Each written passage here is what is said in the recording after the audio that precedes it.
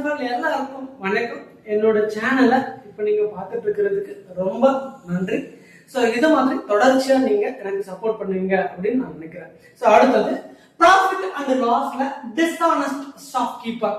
முக்கியமான டாபிக். நிறைய RRB exams, பேசிக்கான டிஎன்பிஎஸ்சி, டெட் இந்த மாதிரி தேர்வுகள்ல ஒரு கேட்கக்கூடிய ஒரு பேட்டர்ன்ஸ்ல ரொம்ப பேசிக்கான ஒரு கொஸ்டின் இப்ப பார்க்க போறோம். அடுத்தடுத்த வீடியோஸ்ல அடுத்தடுத்த லெவல்ஸ் நம்ம பார்க்கலாம்.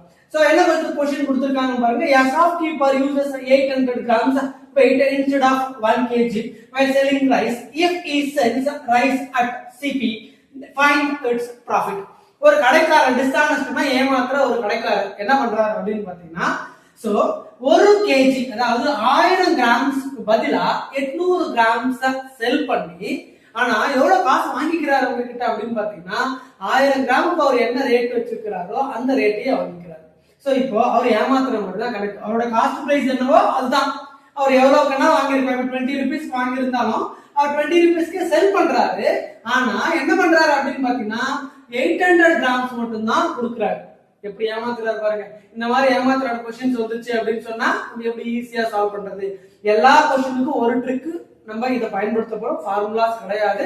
ஃபார்முலாஸ் இல்லாம இந்த ஒரு ட்ரிக்கை பயன்படுத்துங்க. என்ன பண்ணணும் அப்படின்னா, முதல்ல SP divided by CP ன்னு எழுதிக்கணும். அதாவது selling price divided by cost price. Cost பிரைஸை பொறுத்த வரைக்கும் ஒண்ணு ஞாபகம் வச்சுக்கோங்க. அவர் கையில இருந்து என்ன கொடுத்தாரோ அதுதான் காஸ்ட் பிரைஸ். அது என்னவா வேணாலும் இருக்கட்டும், பொருள் வாங்குறதா இருக்கட்டும், ரேட்டா இருக்கட்டும், அளவா இருக்கட்டும், என்ன வேணாலும் இருந்தாலும் அவர் கையில இருந்து என்ன கொடுத்தாரோ அதுதான் காஸ்ட் பிரைஸ். இப்ப இவர்கிட்ட இருந்து அதாவது 1000 கிராம்ஸ்க்கு என்ன பண்றாரு, 800 கிராம்ஸ் தான் கொடுக்குறாரு. அப்போ அவர்கிட்ட இருந்து போனது வெறும் 800 கிராம்ஸ் தான். அதுதான் கீழே போடணும். சிபியோட வேல்யூ 800. அப்ப அடுத்தது அவர் எவ்வளவு சொல்லி வித்துட்டாரு, அது 1 kg சொல்லி வித்துட்டாரு. அப்ப அது மேல போடணும். இப்ப கேன்சல் பண்ணுங்க. டபுள் ஜீரோஸ் கடிங் கேன்சல் பண்ணுங்க. 5 2s are 4 2s are. அப்போ SP divided by CP equal to 5/4. அப்ப SP ஓட வேல்யூ 5 ரூபாய்னு அர்த்தம். CP ஓட வேல்யூ 4 ரூபாய்னு வச்சுட்டா SP பெருசா இருக்கு. அப்போ 5 - 4 பொறுத்த வரைக்கும் ஆன்சர் இஸ் 1. அப்போ 1 ரூபாய் அவருக்கு லாபம் வச்சுக்கலாம். அப்ப நம்ம லாபம்னா ப்ராஃபிட் பர்சன்டேஜ் கண்டுபிடிக்க போறோம். அப்ப ப்ராஃபிட் பர்சன்டேஜ் எப்படி கண்டுபிடிப்போம்? எவ்வளவு ப்ராஃபிட்? 1 ரூபாய் divided by. So divided by பொறுத்த வரைக்கும் காஸ்ட் பிரைஸ் தான் போடணும். காஸ்ட் பிரைஸ் என்ன?